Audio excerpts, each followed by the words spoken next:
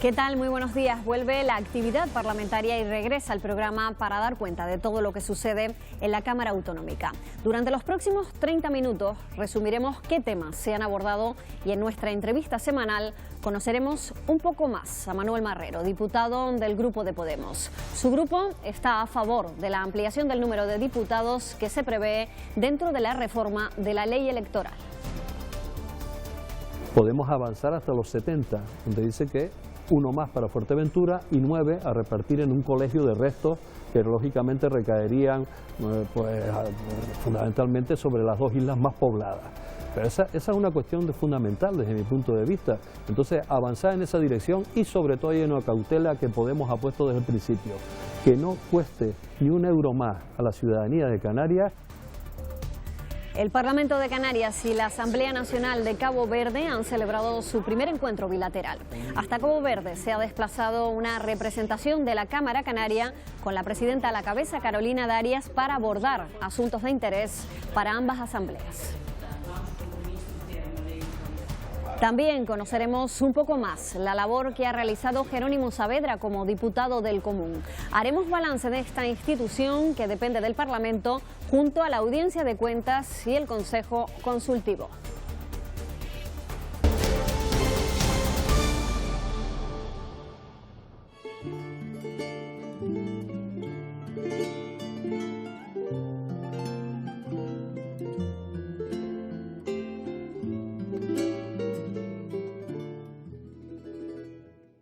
Esta semana retomamos nuestras entrevistas en el Parlamento y en esta ocasión conocemos a un diputado del Grupo Parlamentario de Podemos. Aunque ahora está jubilado, ha sido periodista, maestro sobre todo y sindicalista. Es Manuel Marrero. ¿Qué tal? Muy buenos días. Muy buenos días. Ahora ejerce en activo aquí en el Grupo Parlamentario. Nos sentamos si le parece. Esta semana estaba previsto que se celebrara un pleno extraordinario aquí en el Parlamento, pero no ha podido ser por causas del tiempo.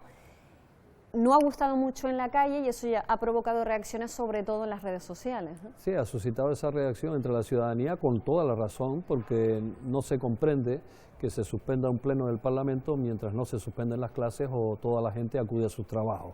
Tal vez fue una decisión precipitada, motivada por un exceso de celo o por exceso de prudencia para que todos los grupos parlamentarios estuvieran en su totalidad representados aquí en el Parlamento, pero bueno, yo creo que ante esa, digamos, metedura de pata de alguna forma, o lo que hay que hacer simplemente es dar una explicación a la ciudadanía y pedir las disculpas correspondientes, que creo que es necesario, porque yo soy consciente de que este Parlamento, en los meses pocos que llevo aquí, las 60 personas que están aquí dentro somos gente responsable, trabajadora y que acude a todas las reuniones a las que se le convoca. En ese pleno del 29 de enero estaba previsto que se hablara de asuntos como la ley de memoria histórica, la ley de servicios sociales o la renovación de los órganos de Radio Televisión Canaria, que esperábamos que en tercera vuelta se pudieran resolver, ¿no? Sí, bueno, nosotros vamos a seguir de momento manteniendo la misma posición que hemos tenido en las dos ocasiones anteriores, por tanto no hay variación al respecto. Y respecto a otros asuntos que también estaban para ese pleno, creo que son importantes, importantísimos, ¿no? El que entre en el Parlamento la Ley de Servicios Sociales de Canarias era una urgencia absoluta, que yo creo que tenía que haber sido prioritaria, lógicamente, a que entrara la Ley del Suelo, con la que el Gobierno se dio mucha prisa en la primera parte de la legislatura, porque creo que las personas están antes que las obras y una persona necesitada en Canarias está antes que una farola o que un puerto. Y por otro lado, la otra ley que también teníamos pendiente para que se tomara en consideración y de la cual yo formo parte como portavoz en el Grupo de Podemos es la ley de memoria histórica, que llegamos prácticamente pues con 40 años de retraso más a responder a unas víctimas que de alguna forma sus familiares siguen reclamando el tener un entierro digno, que haya verdad, que haya justicia, que haya reparación respecto a ese asunto. Por tanto, 10 años respecto al Estado y 40 años después de terminada la dictadura, Canarias creo que se va a poner al nivel de responder adecuadamente a esas víctimas del franquismo y del golpe de Estado. Otro asunto que está pendiente y que ha suscitado pues muchísimas discusiones en las últimas semanas es la posibilidad de reformar la ley electoral que rige ahora mismo Canarias y que parece que ha habido avances, pero que no hay un acuerdo definitivo porque Coalición Canaria ha dicho que no está de acuerdo con el aumento en el número de diputados. Bueno, no deja de ser curioso que un partido en el gobierno, que es el tercero en el Parlamento, que lo produce eso precisamente, esta ley electoral que existe en Canarias, pues se queje de que no es factible que haya 10 diputados más, cuando entre presidencia y vicepresidencia del gobierno se tienen pues, prácticamente un centenar de asesores a su lado. Es decir, esa razón no se sostiene. Otra cuestión es que Coalición Canaria tiene guardada bajo 7 llaves, una por isla, la ley electoral. Es decir, le conviene esta ley electoral, que es absolutamente la más injusta y desproporcionada de todo el Estado español y de todas las regiones y países de Europa. Es decir, que hay una diferencia máxima mínima de 1 a 17 en los votos de los canarios, no puede ocurrir. Eso no es mantenible de alguna manera. Por tanto, la propuesta que en estos momentos se ha llegado de consenso entre 4 de los 6 partidos presentes en la Cámara no es la de ninguno, no es la nuestra. Nosotros querríamos una propuesta donde nos acercáramos más a que cada persona valiera un voto y a que hubiera una circunscripción electoral única, un colegio electoral único de todas las islas. Pero en ese acuerdo al que hemos llegado de momento, todos hemos cedido un poco y la cuestión es superar el inmovilismo que hace que esta ley electoral canaria siga vigente en Canarias, pero también es inconcebible en estos momentos, y lo hemos mantenido a pesar de todo, porque fue una de las posibles líneas rojas que planteó Coalición Canaria, es que se mantuviera el mismo número de diputados que había en cada isla. Nosotros frente a eso hemos dicho, pues bueno, vamos a mantener el mismo número de diputados. El Parlamento, las normas parlamentarias nos permiten que haya entre 50 y 70, por tanto podemos avanzar hasta los 70, donde dice que 1 más para Fuerteventura y 9 a repartir en un colegio de restos que lógicamente recaerían fundamentalmente sobre las 2 islas más pobladas. Pero esa es una cuestión fundamental desde mi punto de vista. Entonces, avanzar en esa dirección y sobre todo hay una cautela que Podemos ha puesto desde el principio, que no cueste ni un euro más a la ciudadanía de Canarias el aumento de estos 10 parlamentarios. Incluso podía resultar a veces hasta demagógico plantearlo, pero yo creo que es necesario que esa lección también la demos, y en el Parlamento también es otro acuerdo de los 4 grupos. Podemos ha insistido mucho en ello y yo creo que también los demás estamos todos de acuerdo en que eso sea así. Por tanto, será necesario que en 2019, y nos llama mucho la atención que Coalición Canaria prefiera que se la aprueben en Madrid esta ley que la aprobemos en Canarias. Por tanto, yo hago un llamamiento a los diputados y diputadas de Coalición Canaria a que se avengan a un consenso mayoritario que existe en estos momentos, y también a la Agrupación Socialista Gomera, que con sus 3 diputados y sus 5.000 votos, pues también se venga a ese acuerdo mayoritario y fuéramos capaces de llevar por unanimidad al Parlamento del Estado, porque eso nos confiere mucha más fuerza a la hora de tomar las decisiones. Usted es profesor, ha sido profesor toda la vida prácticamente, y hay un asunto en Canarias que sigue preocupando, pues esos datos del informe PISA, un 53% de fracaso, de abandono de las aulas, de abandono escolar. ¿Es ese el mal mayor en la educación en Canarias? El mayor mal que padece la educación en Canarias y la sociedad en Canarias es que en estos momentos tenemos un 44,6% de personas en riesgo de pobreza y exclusión social. Si a partir de ahí tiramos de la madeja, todo lo demás viene dado. Es decir, cuando nos encontramos con familias donde no hay dificultades para llegar a fin de mes, cuando un gobierno de Canarias aprueba una ley canaria de educación y se compromete a que en el 2022 esté dotada con el 5%, y vemos cómo este año, ante una propuesta de una PNL votada mayoritariamente en este Parlamento, a propuesta del Grupo Podemos, y que se votó mayoritariamente para que se avanzara, por lo menos en llegar este año a un 4%, y resulta que no ha sido así, lo que vemos es que no hay voluntad política en circunstancias determinadas en que hay que legislar para la mayoría social. Por tanto, el sindicalismo ha perdido fuerza en las instituciones, etcétera, a la hora de negociar, porque las leyes perseguían eso, es decir, que nos enfrentáramos de alguna manera a resolver nuestros problemas de forma individual. ¿Y va a mejorar ese escenario, el del desempleo, ese acuerdo al que han llegado gobiernos, sindicatos y empresarios en la mesa de concertación social? Sí, yo históricamente he sido bastante crítico con los acuerdos a nivel global que se hacen a veces, que después no llegan todos al final a los trabajadores. Yo sí creo que hay que hacer acuerdos, que hay que hacer concertación social, que hay que de alguna manera no levantarse de las mesas hasta que se haga lo mínimo, se avance lo mínimo para conquistas para los trabajadores y trabajadoras, pero a veces los acuerdos se firman como forma de tranquilizar un poco a la población, como forma de decir, está todo bajo control, hemos conseguido algunas cosas. Yo creo que las conquistas que ha habido a lo largo de la historia en la clase trabajadora han sido cuando la clase trabajadora está movilizada, está en procesos de lucha y lógicamente ahí es cuando vienen las conquistas. Cuando se consiguen cosas, pues se consiguen algunas minucias. Este ha sido un año récord en llegada de turistas, 16 millones concretamente. Su grupo parlamentario se ha mostrado partidario de implantar una tasa turística. Estamos hablando de muchos millones al final de pernoctaciones, ¿no? Por tanto, nosotros hemos defendido en este Parlamento desde que hemos entrado y teniendo ejemplos como Cataluña o las Islas Baleares, donde se aplica la tasa turística y con buenísimos resultados. Es decir, pensamos que debe ser una tasa efectivamente finalista, que esté aplicada para la mejora del medio ambiente, para lo que el turismo en sí mismo repercuta en el bienestar de la ciudadanía, puesto que se está ocupando territorio con hoteles, se está gastando agua por 16 millones de personas, se está consumiendo energía, se está de alguna manera utilizando todas las infraestructuras que tenemos y que hemos, por ejemplo, y que hemos pagado de nuestros impuestos. Por tanto, yo creo que la ecotasa, yo estoy convencido de que terminaremos convenciendo a este gobierno de que es una absoluta necesidad el que no nos podemos privar de esos ingresos en un lugar donde tantas necesidades tenemos. Conocemos ahora una faceta más personal de Manuel Marrero y lo hacemos aquí en el patio del Parlamento. A mí me gustaría hablar sobre esa parte de la educación como profesor, en ese caso como alumno, ¿no? Esa parte del principio, pues ese recuerdo que tiene de las escuelas unitarias y de sus maestros, ¿no? Sí.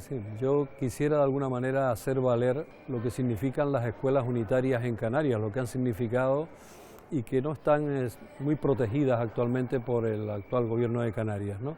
Yo estudié en la escuela unitaria de niños en aquella época del Río de Arico. Tuve como primer maestro a don Jacinto González Domínguez y como segundo maestro a don Felipe Neri Martín. Tengo un gratísimo recuerdo de esa época, de que aprendíamos todos en la misma aula, todo el alumnado, y posteriormente de allí, pues con un sistema de becas de aquella época del plan de igualdad de oportunidades, pues los años siguientes los pasé con los curas en el seminario de La Laguna, hasta que en el 7º año, pues manifestando un poco de rebeldía y demás, consideraron que por falta de fe y de obediencia me expulsaban, y así lo hicieron. Pero antes también es cierto que se podía salir y jugar en la calle. Yo jugaba cuando pequeño en una carretera donde poníamos 2 piedras en cada lado y teníamos un campo de fútbol, pero claro, pasaba un coche cada media hora o cada hora. En estos momentos es imposible utilizar las calles para eso, pero se ha mejorado, por ejemplo, en que haya campos de fútbol en verde o que haya canchas deportivas, que por cierto es todavía una necesidad. Entonces la vena sindicalista le viene desde temprano, ¿no? El sindicalismo y de alguna manera la necesidad de trabajar organizadamente y en grupos y no en solitario y en plan individual surgió desde que estábamos estudiando ya en aquellos momentos en la Escuela de Magisterio, en la normal antigua de La Laguna, puesto que en aquellos momentos necesitábamos tener delegados de curso, delegados de escuela, etcétera, pues puestos en los que de alguna manera participé en aquel movimiento estudiantil de los principios de los 70. Y cuando decide jubilarse después de toda una vida de trabajo, aún así se anima a participar aquí en el Parlamento, en el grupo parlamentario de Podemos. Cuando apareció el fenómeno todo de Podemos, a partir del 15M, a mí se me abrió un rayo de esperanza y de luz en el sentido de que gente que procedíamos como yo del movimiento asambleario, del movimiento participativo, de donde reclamábamos tener de alguna manera protagonismo en la toma de decisiones que se hicieran en lo político, pues se estaban reclamando desde las plazas y las calles. Y a mí me pareció por lo menos un rayo de esperanza cuando ya habíamos perdido toda esperanza de que aquí en este país se cambiara el sistema bipartidista o por lo menos la situación que ha habido.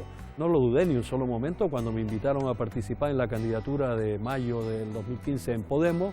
Iba al tercero por la isla de Tenerife, quedé fuera por un puñado de votos y cuando Asun Delgado me planteó que iba a renunciar, yo antes ya me lo había planteado en algún momento, yo la animé a que continuara, pero finalmente decidió por motivos personales y familiares dejar el Parlamento, Yo me lo pensé durante unos días, puesto que cambiaba mi forma ahora mismo, mis planes de vida, etcétera, y tomé la decisión al final de que iba a estar con este grupo de gente joven, bien preparada, entusiasta y con muchas expectativas que tiene la sociedad puestas en nosotros de que el cambio, si llega a este país, va a ser con nosotros, si viene un cambio para mejorar la mayoría social. Si no, vamos a continuar como estamos hasta ahora. Pues hasta aquí la entrevista de esta semana, nos volvemos a ver aquí en el Parlamento.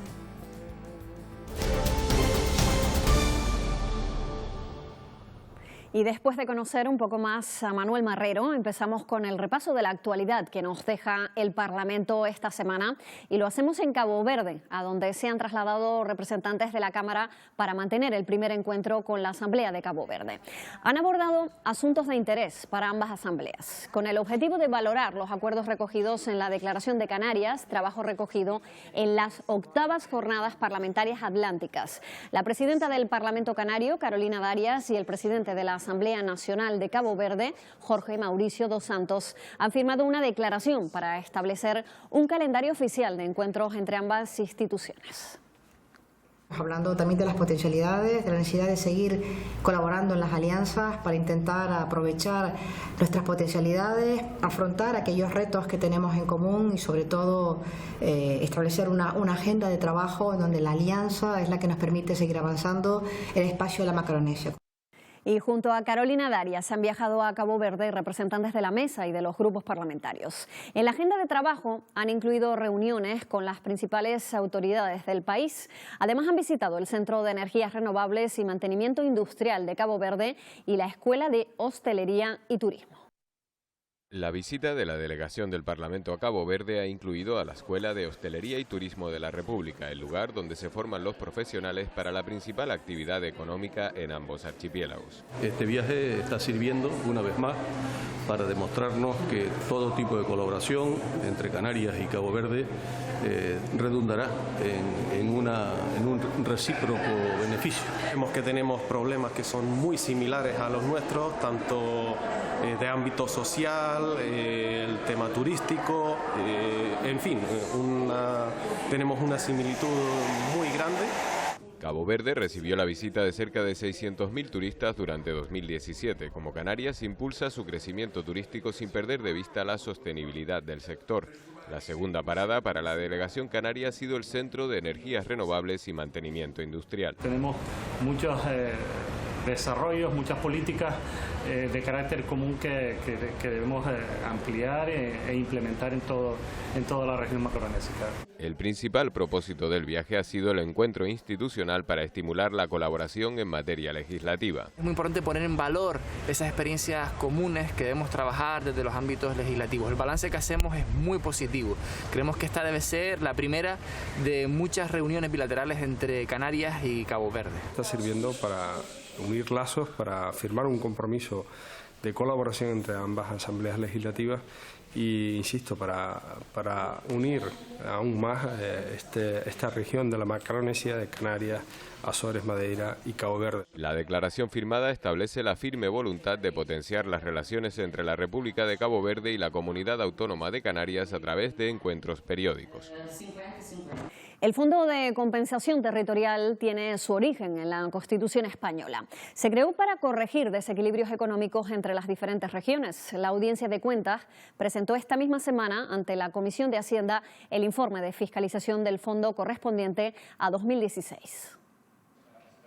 Entre las conclusiones del informe, los grupos han señalado el bajo nivel de ejecución del fondo del 80,5%, 16 puntos menos que en el ejercicio anterior. Hay varios datos negativos. El primero, la disminución en el grado de ejecución del fondo, que pasó del 96,4% en el 2015 a tan solo el 80,5% en el 16, quedando Canarias como la tercera comunidad con más bajo nivel de ejecución. Que se queden sin ejecutar prácticamente un 20% de lo que estaba presupuestado para eso, pues resulta alarmante, ¿no? Por tanto, aquí habrá algunas responsabilidades. Estos recursos vienen del Estado para la compensación entre regiones y es una pena que nos dejemos en el tintero el 20% del presupuesto asignado para proyectos que generen riqueza e igualdad. Los grupos destacaron también el descenso en la dotación que recibe Canarias del Fondo de Compensación Interterritorial. ha caído casi un 41%. Hemos pasado de 78,6 millones en 2012 a los 46,8 del ejercicio 2016. Un maltrato que lleva recibiendo Canarias desde el 2011, a pesar de las preocupantes cifras de paro y de pobreza que tiene nuestra comunidad autónoma. Mientras los recursos del Fondo de Compensación Interterritorial siguen en el 2016 en los mismos porcentajes para Canarias que en el 92, la población ha crecido casi en un 12%, desde los 1,5 millones de habitantes del 92 a los 2,1 actuales. Lo que sí se recomienda otra vez es que se realice ese módulo informático de este tipo de financiación, donde se tenga en cuenta las proveniencias también de todas las consejerías para fijar con precisión y no solo las cantidades que provienen por parte del Estado en el Fondo de Compensación. Díaz recomendó la adopción de una gestión informatizada de los procedimientos administrativos para poder agilizar la presentación de los informes de la audiencia, tal y como reclamaron los grupos parlamentarios. Como hemos podido comprobar esta semana, los problemas ocasionados a causa del mal tiempo son cada vez más frecuentes en las islas. Una circunstancia que revela las carencias de muchos centros educativos del archipiélago. Sobre las necesidades de ofrecer refugio a los alumnos cuando aprieta el calor o el frío, han debatido esta semana en la Comisión de Educación. Los grupos plantearon a la consejera las necesidades en instalaciones educativas en diversos puntos del archipiélago. Es la importancia que tiene que el Ejecutivo canario acometa las inversiones que le corresponden, pues hay muchas obras como esta que para los municipios pequeños es muy difícil costearlas. A mí me preocupan también el tellado de las canchas, ¿no? Hay una reivindicación histórica que yo le he repetido a usted constantemente del SEIP Las Mercedes y del Ortigal. Los grupos Popular y Socialista cuestionaron el criterio seguido por el Gobierno para priorizar los proyectos. Nos encontramos con la noticia de que 18 centros educativos más obreros están siendo equipados con zonas de sombra. Nos llama la atención de que esos 18 centros sean los prioritarios dentro de todos los centros de Canarias y qué casualidad que todos esos centros sean en Fuerteventura. A nosotros nos sorprende que el criterio no sea el número de alumnos. Yo creo que ese criterio usted no lo ha puesto sobre la mesa, pero me parece que el tema de alumnos tiene que ser importante porque no es lo mismo un colegio con más alumnos y además con problemas de climatología que un colegio que tiene menos alumnos. La consejera expuso ante la comisión los criterios acordados con la Federación Canaria de Municipios. En primer lugar, las condiciones meteorológicas extremas propias del lugar de ubicación del centro. En segundo lugar, la existencia de proyecto redactado y supervisado por la unidad técnica conforme a la normativa actual, lo que permitía agilizar los trabajos. También se atenderá a que los centros educativos carezcan de otras zonas cubiertas para el cumplimiento del desarrollo curricular del área de educación física. Son 38 las actuaciones ya completadas en centros educativos desde el comienzo de la legislatura. La consejera cifró en 15 millones la inversión necesaria para afrontar cerca de 100 proyectos de techado pendientes pero localizados en el archipiélago. El Parlamento ya ha iniciado el camino para la renovación de Audiencia de Cuentas, Diputado del Común y Consejo Consultivo, 3 órganos que dependen de la Cámara Autonómica. Hoy vamos a hacer balance de la actuación de la gestión del Diputado del Común, Jerónimo Saavedra, una institución que tiene su sede en La Palma. Nuestro compañero Javier Sánchez nos lo cuenta con detalle. Así es, nos encontramos en la sede del Diputado del Común, en Santa Cruz de La Palma, en la arteria principal de la ciudad, en la calle Real, en este tramo conocido como calle O'Daly. Lo cierto es que nos encontramos con el 5º Diputado del Común, después de que en 1986 el primero de ellos tomara posesión en este mismo lugar, don Luis Coviella Cuevas. Tenemos con nosotros a Jerónimo Saavedra. Jerónimo, don señor Saavedra, una institución que lleva usted desde el año 2011 y que era, cuando empezó aquí como diputado del Común, pensaba que era lo que después se ha ido encontrando en el paso de los años. Más o menos, porque yo también fui presidente cuando se aprobó la ley creadora de la institución. Lo he seguido como diputado y senador también a través del Defensor del Pueblo, que es la que nos ha servido de guía, pero no, sorpresas ninguna. El funcionamiento de las administraciones creo que ha mejorado como resumen de este periodo de más de 6 años al frente del Diputado Común, y que siempre habrá funcionarios o cargos políticos que no funcionan al nivel deseable para los ciudadanos, que no son conscientes de la responsabilidad que tienen, y eso es una enfermedad que no es exclusiva de Canarias, porque también si estuviesen todos funcionando perfectamente no tendría razón de ser que haya defensores del pueblo en Suecia, en Noruega o en Dinamarca, que son países de democracia ejemplar. ¿Qué cree que le ha aportado usted en estos años al diputado del Común? Pues yo creo que básicamente el estilo, el grado de conocimiento y experiencia de haber estado en 3 administraciones, tanto la estatal como la autonómica como la municipal, pues ha permitido que conozca a muchas personas que están al frente de esas instituciones y que luego mi estilo no es el estar dictando decretos, poniendo a parir o a caldo al cargo político correspondiente. Al contrario, yo soy consciente de las dificultades que muchas veces tienen, sobre todo los municipios pequeños, no tienen el personal, ha habido unos años de crisis donde han estado plazas sin cubrir, jubilados, y no tienen técnico, en fin. Y entonces yo he usado mucho el teléfono, he llamado, he visitado, con el fin de resolver el problema y que me conteste, porque lo peor es que no me conteste, y eso todavía hay casos que no contestan y tengo entonces que recurrir a esa vía de no tanto de declarar obstruccionista, que luego pocos se enteran, sino sobre todo de resolver el problema a base del teléfono, y eso funciona mejor.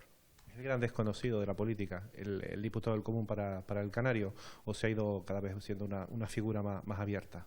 No sé, porque muchos juzgan a través del número de quejas que cada año se presentan, y estamos en torno a las 1.800 anuales, pero no ese es el trabajo de las oficinas que en cada una de las islas tiene el diputado común, porque hay que ver también las actuaciones, las llamadas telefónicas, las visitas, las consultas, y todo eso. El año 16 fueron 20.000, el año 17 lo hemos controlado telemáticamente, va a ser superior cuando presente el informe a la presidenta del Parlamento, que espero hacer en los primeros días de marzo, pues ahí se verá el crecimiento del número de actuaciones de las oficinas del diputado común. O sea que siempre hay que hacer un esfuerzo para que mucha gente se entere para qué sirve esta institución, que es gratuita, que es mediadora, que no somos jueces y que facilitamos los problemas de que el ciudadano sea atendido por aquel que no lo atiende adecuadamente. ¿Qué perfil debe tener el sexto diputado del Común? ¿Algo continuista, algo rupturista? Bueno, yo soy continuista, cada uno como es, cada uno tiene su estilo. El que el Parlamento elija, como sabes, es una votación cualificada que requiere 36 votos. A mí me gustaría que el sucesor sea una persona con un currículum institucional, político o judicial que reúna los niveles que esta persona. Esto no es un puesto para ponerla ahí en agradecimiento a los servicios prestados a un dirigente de partido. Eso sí lo tengo claro. Esta es una institución donde sea respetada, reconocida por todas esas administraciones a las que hay que controlar y que demostrar que uno sea independiente. Muchas gracias, señor Saavedra. Pues en un tiempo prudencial, según se vayan cumpliendo los plazos, conoceremos a quién será el sexto diputado del Común de Canarias. Terminamos ya con la previsión de la próxima semana. Tendremos pleno el martes, donde se incluirán los temas de la sesión prevista para el pasado lunes, que se suspendió por el temporal. El 6 de febrero se retomará la sesión y se incluirá en el orden del día cuestiones como la primera lectura del proyecto de ley de servicios sociales de Canarias, así como la toma en consideración del proyecto de ley de memoria histórica de Canarias. También la tercera votación de las candidaturas presentadas para la provisión de vacantes del Consejo Rector de la Radiotelevisión Canaria.